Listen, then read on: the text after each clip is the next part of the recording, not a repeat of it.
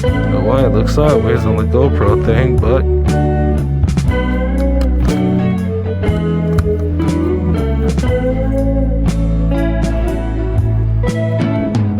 it's that time.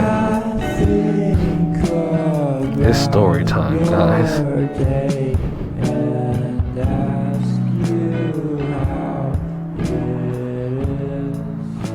It's time for a good story for you guys. You guys deserve a good story about zeros.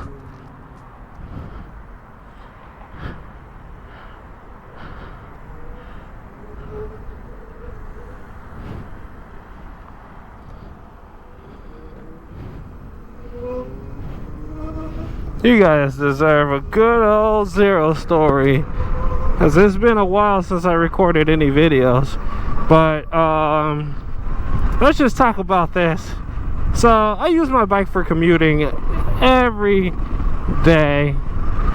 Like, if my bike's not around, I'm not around, basically. And that's just how it works. And so I was riding to work. There's this part by Beverly Hills, because I work pretty close to Beverly Hills. And you know, for me, when I take off from the lights, I usually take off very fast. I wait until I see there's no cars coming and there's no chance of a car being able to smack me, then I take off. Because I have this philosophy that if there's no cars at the side of you or on top of you or behind you, you can't get hit if there's no cars, right? So I usually dust them. I get off the line and I take off. So what happened, I think this guy, he was trying to be, I don't know if he was trying to catch up with me or whatnot.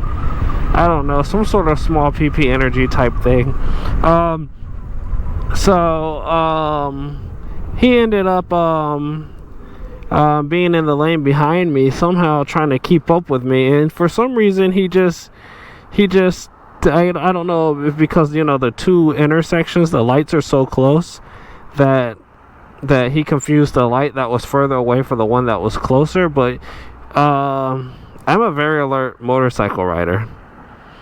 I know stuff even when it doesn't seem like I know things are going down. Like, I can get so close to cars, and you know, and it's just something that I do. That's why you'd never hear about me crashing or anything. But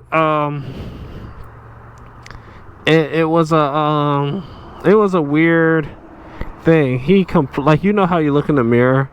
I don't know if anybody's ever been rear-ended or got close to rear-ended. You know how when you have this point where you would normally stop, this guy, he didn't even stop. I guess his mind was on autopilot. So he ended up kind of like just barreling towards me.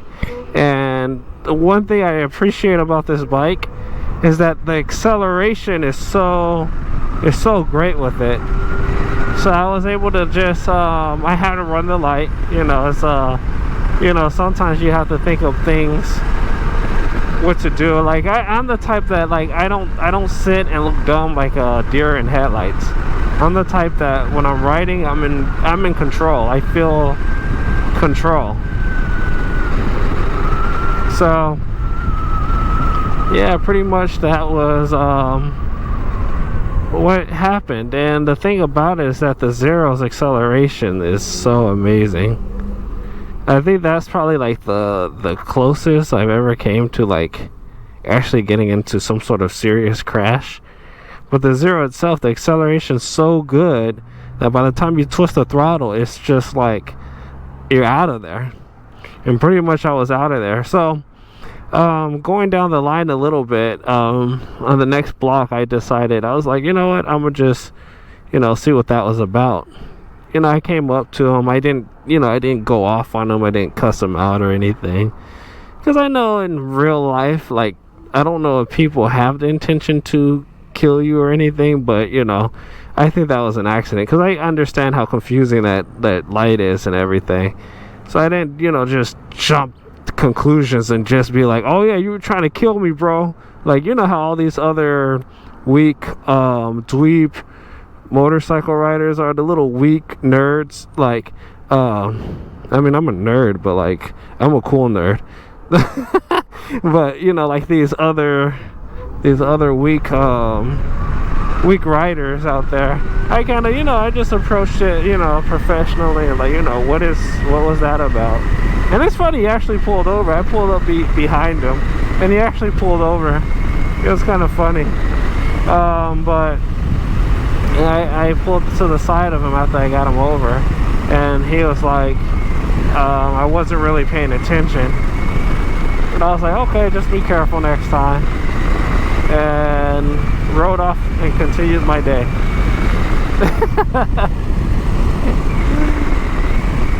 Yeah. So that's pretty much what was what has happened during my little bit of commuting to work and stuff. I just thought I would share that story with you. Zeros have really good acceleration. I don't know many other bikes that accelerate like the Zero. At least the Zero DSR and S are how they accelerate. The newer ones, the ones with the bigger controllers and everything. Yeah, I don't know many that accelerate like that, because these things accelerate fast. There's plenty of other bikes that have the top speed, but this has a really good acceleration. So yeah, just guys, when you're riding, if you're sitting at a light or anything, if I was a dummy and I was like a person that likes to sit on my phone all day at the light, I wouldn't be alert and know that that thing was coming. So there's a time and a place for everything. Don't jump to conclusions, and basically enjoy your ride. And oh, another thing I should always tell you guys, be sure of what you're doing. Be sure of what you're doing, because when I came to that light, it's funny because I already had an escape route. As soon as I came to the light, I was just like, oh, okay, you know what, I'm gonna have to figure out how to get out if something happens. And what do you know, it just happens. Being a motorcyclist, you really do have to see the future. If you cannot drive and see the future, you're the type that kind of panic and stay still and stuff, I don't think you should ride a motorcycle. It's just, you know, your life matters.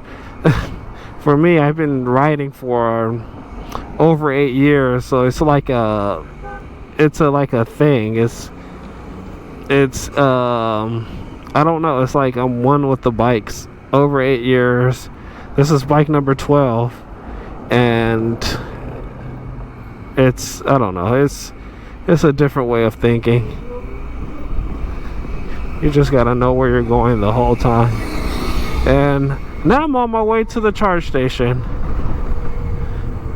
It is time to give my bike a little bit of juice. And should I dub J my bike today? Should I use 2 J1772 plugs? I'm thinking that might be the goal right now. Because I'm gonna ride up to Malibu and I'm going to go to Starbucks and I'm gonna have fun. And the charge stations over here is open.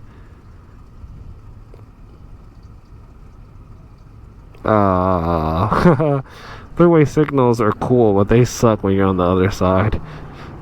It's funny. So bad.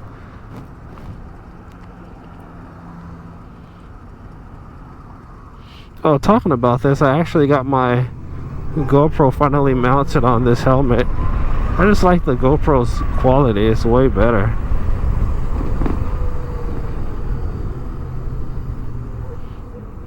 I mean, the Sena is more convenient because it's there and I can run power to it easier and record. The GoPro, when I run power to it and record, it like freaks out. I don't know what it is. Or when I use quick capture, for some reason, I don't know what it is. And there we go. I'm at my favorite charge station. I think I'm gonna go double J plug this thing up. Let's see. I'm gonna use 2 charge stations because these are shared here. I'm gonna go more to the corner. It's a little bit dirtier, but who cares? I'm just charging. So let's see. Right now I'm at 6%. I'm at 6% right now. Let's see. For the 0DSs and S, and you know, the older styled ones. Yeah, this one has light. Always check the insides, make sure these look good, because you never want to plug one in and not be able to take it out. Went in smooth, good sign. And then I'm gonna go and get this one, and I'm gonna plug it into the other charger on the bottom while I have the cable hanging. Let's plug this in first. That's the way I like to do it, and then we can add this to it. Let's see how long. An hour and 20 minutes. Can we get shorter than that? That might be just it. That might be it. Just let it charge up. I'm gonna check an hour and 19. I want to check how many, where is the battery at. It's weird. To connect to the Zero app, I literally have to close all my apps. I don't know what that's about, and then it takes a while sometimes. Let's close it up again.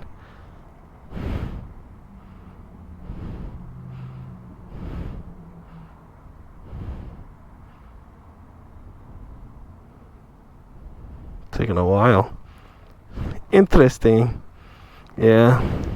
Zero really needs to fix their app though. And the app is perfect, but it's just getting it connected is hell. I don't know what it is about this app that Zero has. They need to fix this. It takes me like multiple times. Sometimes it'll connect, and other times it just freaks out. Looks like I gained like 2% just sitting here. There it is.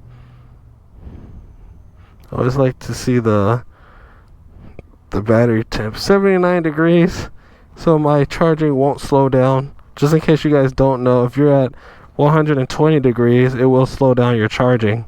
And that's from, I usually get that when I ride for a very long time and I have the regen all the way on. Because I've been doing a lot of long trips and learning so much more about the bike, just pushing it to its limits. But 79%, perfect for, 79 degrees.